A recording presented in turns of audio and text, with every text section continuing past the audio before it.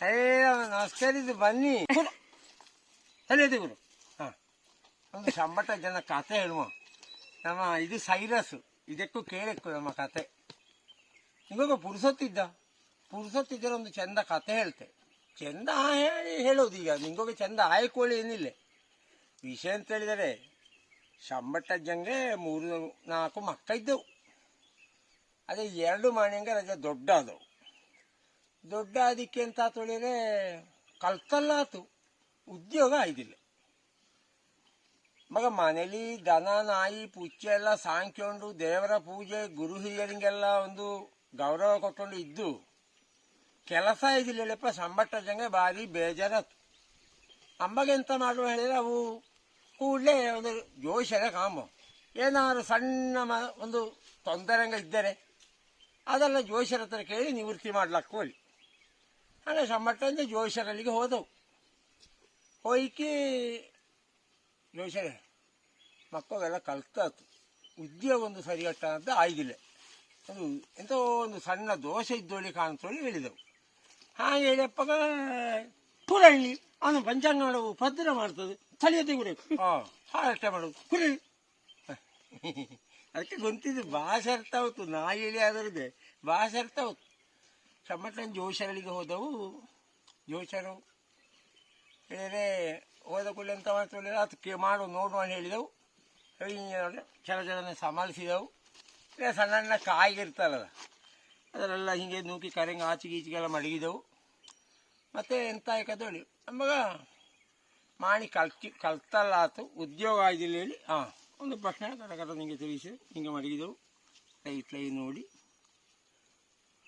ವಿಷ್ಣು ದೇವರ ಸಣ್ಣ ಒಂದು ದೃಷ್ಟಿ ಇದ್ದು, ವಿಷ್ಣು ದೇವರಿಗೊಂದು ಹೇಳಿ ಒಂದು ಸತ್ಯನಾರಾಯಣ ಪೂಜೆ ಮಾಡಿ ತೊಳಿ ಆದರೆ ಉದ್ಯೋಗ ಪ್ರಾಪ್ತಿ ಆಯಿತು.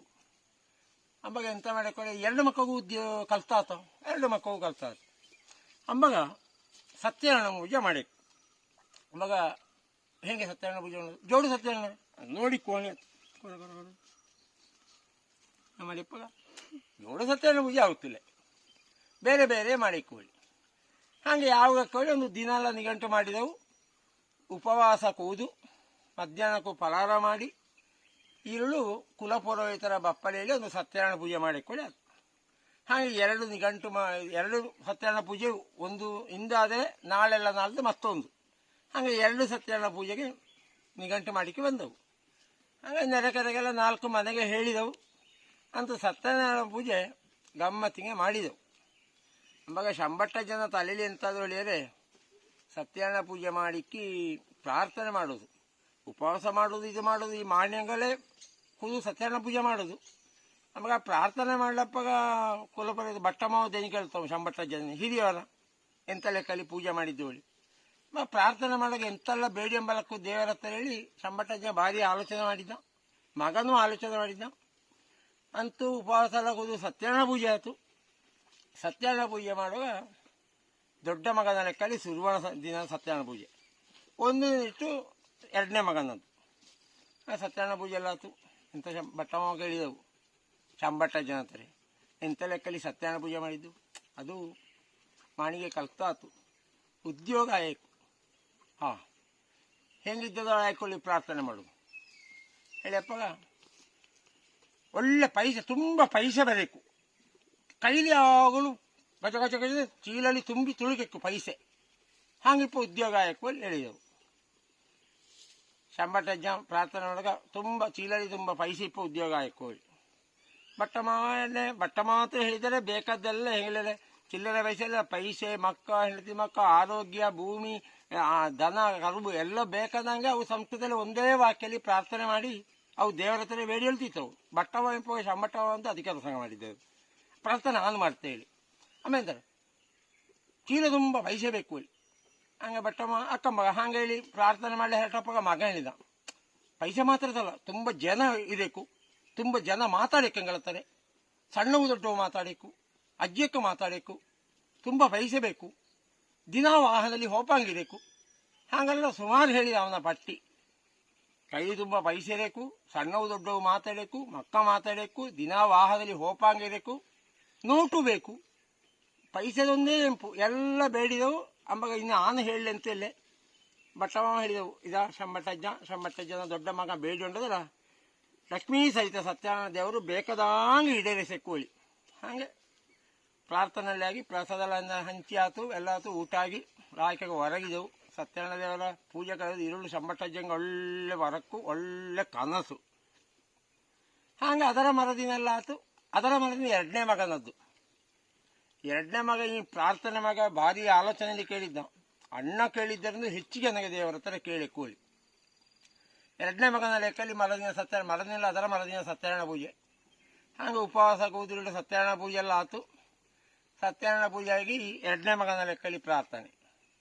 ಮುನ್ನಾಳ ದಿನ ಅಲ್ಲ, ಅದರ ಮುನ್ನಾಳ ದಿನ ಅಣ್ಣನ ಪ್ರಾರ್ಥನೆ ಕೇಳಿದ್ದೆ. ಎಂತೆಲ್ಲ ಪ್ರಾರ್ಥನೆಯಲ್ಲಿ ಗಡಿಬಿಡಿ ಆಯಿತು ಅವ ಲೆಕ್ಕ ಹಾಕಿ ಬಟ್ ಪ್ರಾರ್ಥನೆ ಮಾಡಿ ಶಂಬಟ್ಟಜ್ಜನ ಏನು ಕೇಳಿದೆವು. ಅಲ್ಲೇ ಪೂಜೆ ಹತ್ತರ ಹಿರಿಯವಲ್ಲದು ಶಂಬಟ್ಟ. ಅದ ಎರಡನೇ ಮಗನ ಹಿರಿಯರ ತಟಬಟ ಅವನೇ ಕೇಳಿ ಹೊಳ್ತಾನೆ, ಪ್ರಾರ್ಥನೆ ಅವನೇ ಹೇಳ್ತಾನೆ. ಎಂತ ತುಂಬ ನೋಟಿನ ಅಟ್ಟಿ ಬೀಬೇಕು, ಪೆಟ್ಟಿಗೆ ತುಂಬ ಪೈಸೆ ಬೇಕು. ಅಂಬಗೆಲ್ಲ ಈ ಏರ್ ಕಂಡೀಷನ್ ಬಂದದು. AC ಒಳ ದಿನಾ ಇಪ್ಪಂಗಾಯಕು. ಈರುಳ್ಳಿಂಗ ಮನೆಗೆ ಎತ್ತೇಕು. ಪ್ರಜಾ ಬುದ್ಧಿವಂತ ಈರುಳ್ಳಿಂಗಪ್ಪ ಮನೆ ಎಲ್ಲೇ ಅನ್ಯ ರಾಜ್ಯದಲ್ಲಿ ಹೊರ ದೇಶದಲ್ಲಿ ಸಿಕ್ಕಲಾಗಲಿ ತಲೆ ಓಡಿಸಿದವ ಪ್ರಾರ್ಥನೆ ಮಾಡೋದು. ದಿನ ಪೈಸೆ ತುಂಬಬೇಕು, ಪೈಸೆ ಪೆಟ್ಟಿಗೆ ಹತ್ತಿರಬೇಕು, AC ಒಳೆಯಬೇಕು, ಕಸ್ತಲಪ್ಪಗ ಮನೆ ಇರಬೇಕು ಹೇಳಿ. ಇಷ್ಟೇ ಪ್ರಾರ್ಥನೆ. ಇಷ್ಟೇ. ಅದನ್ನು ಮುಂದಂಗೆ ಪುರೋಹಿತರು ಸಂಸ್ಕೃತದಲ್ಲಿ ಮಂತ್ರ ಹೇಳಿದೆವು. ಲಕ್ಷ್ಮೀ ಸಹಿತ ಸತ್ಯನಾರಾಯಣ ದೇವರು ಕೇಳಿದ್ದನ್ನು ಪೂರ ಹೊಟ್ಟಿಗೆ ಕೇಳಿ ಅಥವಾ ಹಸ್ತೋಳಿ ದೇವರು ಮನಸ್ಸಲ್ಲಿ ಹೇಳಿದ್ರು ಇವಕ್ಕೆ ಕೇಳಿದ್ದಿಲ್ಲ. ಪ್ರಸಾದ ಹಂಚೋಣ, ಊಟ ಎಲ್ಲ ಆತು. ಅಂದುದೇ ಪೂಜೆಗಳಿಗೆ ಹೊರಗೆ ಅಪ್ಪಾಗ ಒಳ್ಳೆ ಹೊರಕು ಶಂಬಟ್ಟಂಜೆ ಒಳ್ಳೆ ಕನಸು. ಹೇಳಿದರೆ ಇಡೀ ದಿನ ಉಪವಾಸ ಮಾಡಿ ದೇವರ ಪೂಜೆ, ಆರತಿ, ಮಂಗಳಾರತಿ, ಸತ್ಯನಾರಾಯಣ ಕಥೆ, ಸಪಾದ ಬಕ್ಕೆಲ್ಲ ತಿಂದಪ್ಪ ಆರಿಂಗೆ ಒಳ್ಳೆ ಹೊರಕು ಒಂದು ಕನಸು ಕಾಣದ್ದು. ಆಗಲಿ ಪೂಜೆಗಳದು 10-11ನೇ ದಿನ ಕೆಲಸಕ್ಕೆ ಅಜ್ಜಿ ಬಂತಿದ. ಕೆಲಸ ಪಾಸಾತು. ದೇವರ ಯೋಗ ಬೇಕು. ಹೇಳಿದರೆ ದೊಡ್ಡ ಮಗಂಗೆ KSRTCಲಿ ಕಂಡಕ್ಟರ್ ಕೆಲಸ. ಹೇಳಿದರೆ ಅಮ್ಮ ದೇವರ ಹತ್ರ ಬೇಡಿದ್ದ ಹಾಗಿಪ್ಪದು. ಚೀಲ ತುಂಬ ಪೈಸೆ ಬೇಕು, ಕೆಲವು ನೋಟಿನ ಕಟ್ಟಬೇಕು, ದೊಡ್ಡವು ಸಣ್ಣವು ಮಾತಾಡಬೇಕು, ವಾಹನದಲ್ಲಿ ದಿನಾ ಹೋಗ್ತಾ ಇರಬೇಕು ಹೇಳಿ KSRTCಲಿ ಕಂಡಕ್ಟರ್ ಕೆಲಸ ಸಿಕ್ಕಿತ್ತು ದೊಡ್ಡ ಮಗಂಗೆ. ಮಾರದಿನ ಎರಡನೇ ಮಗಂಗುದೇ ಒಂದು ಲೆಟರ್ ಬಂತು, ಕೆಲಸಕ್ಕೆ ಅಪಾಯಿಂಟ್ಮೆಂಟ್ ಆಯಿತು, ಕೆಲಸ ಸಿಕ್ಕಿತ್ತು. ಎಂತರ ATM ಇಲ್ಲಿ ಹಿಂಗೆ ಕುತ್ತ ಕೂಪಲೆ ಉದಿಯಪ್ಪಗ 8:30ಯಿಂದ ಕಸ್ತಲಪ್ಪ 8:30ವರೆಗೆ ಈರುಳ್ಳು ಮನೆಗೆ ಬಪ್ಪದು. ಹೇಳಿ ATM ಪೈಸೆ ಕಟ್ಟ ಇದ್ದು, ಅದರೊಳಗೆ AC ಇದ್ದು. ದೇವರು ಅಲ್ಲಿಗೆ ತಥಾಸ್ತು ಹೇಳಿದ್ದೀವಿ ಅದರ ಪ್ರಾರ್ಥನೆಗೆ. ದೊಡ್ಡ ಮಗ ಕಂಡಕ್ಟರ್ ಆದ. ಎರಡನೇವ ATM ಇಲ್ಲಿ ಗೂರ್ಕನ ಕೆಲಸ, ಒಳ್ಳೆ ಯೂನಿಫಾರ್ಮ್ ಹಾಕಿ AC ಒಳಗೆ ಕೂಪಲೆ. ದೇವರೇ ನಮ್ಮ ಪ್ರಾರ್ಥನೆ ಒಳ್ಳೆ. ನಾವು ಪ್ರಾರ್ಥನೆ ಅಷ್ಟು ದೊಡ್ಡ ದೇವರ ಹತ್ರ ನಮ್ಮ ಕಷ್ಟವೆಲ್ಲ ಪರಿಹರಿಸಿ ಎಂಗಳ ಬೇಕಾದಂಗೆ ಚೆಂದಕ್ಕೆ ನಡೆಸಲು ಹೇಳಿದರೆ ಸಾಕು. ಇಲ್ಲದ್ರೆ ಬಟ್ಟಮ್ಮವನೇ ಬೇಕಾದಲ್ಲ ಅಷ್ಟ ಐಶ್ವರ್ಯ ಸಿದ್ಧಿ ಸಿಕ್ಕಲಿಯಲ್ಲೆಲ್ಲ ಅವು ಪ್ರಾರ್ಥನೆ ಮಾಡ್ತಿದ್ದವು. ಈ ಆ ಸಂಬಂಧ ಅರ್ಧ ಹೊಂತಿದ್ದವು. ಪೂಜೆ ಮಾಡಿಕೆ ಪ್ರಾರ್ಥನೆ ಮಾಡಿದರೆ ಹಿಂಗಿದೆ. ಹಾಗಿದ್ದ ಕತೆ. ದೇವರ ಪೂಜೆ ಲೈಕಿ ನಾವು ಪ್ರಾರ್ಥನೆ ಮಾಡೋದ್ರೆ ಬಟ್ಟಮ್ಮ ಮಾಡಿದರೆ ಸಾಕು. ಅವು ಒಳ್ಳೆ ತಿಳಿದವು. ಒಂದು ವೇಳೆ ಬಟ್ಟಮ್ಮ ಮಾಡಿದ್ರೆ ಇದ ಭಕ್ತಿಯಾನುಸಾರ ಮಾಡಿದ್ದು ಹೆಂಗೋ ಬೇಕಾದಲ್ಲ ಕೊಡೆಕು ದೇವರಿಗೆ ಅವ ಕೊಡ್ತಾಳಿ. ಹೆಂಗಿದ್ದು ಶಂಬಟ್ಟಜ್ಜನ ಮಗಂಗೆ ಕೆಲಸ ಕಾಮ ಹರೇ ರಾಮ. ಹೆಂಗಿದ್ದು ಶಂಬಟ್ಟಜ್ಜನ ಕತೆ? ಹೆಂಗಾಯಿದು ಪಪ್ಪಳದ ಮನೆಗೆ? ಹೆಂಗಾಯಿದು ಕತೆ? ಹೆಂಗೆ ಎಲ್ಲರೂ ನೋಡುದ ನೆಗೆ ಮಾಡುದ? ಅಲ್ಲ ಹೆಂಗಿದ್ದು ಕತೆ ಹೇಳು. ನೀ ಹೇಳಕ್ಕೆ ಇನ್ನು ನಾಲ್ಕಾದಪ್ಪಗ ಹಿಡಿಯದ ಪಾಪ ನನಗೆ ಕಷ್ಟಲೆತ್ತು ಹೋಗುರ.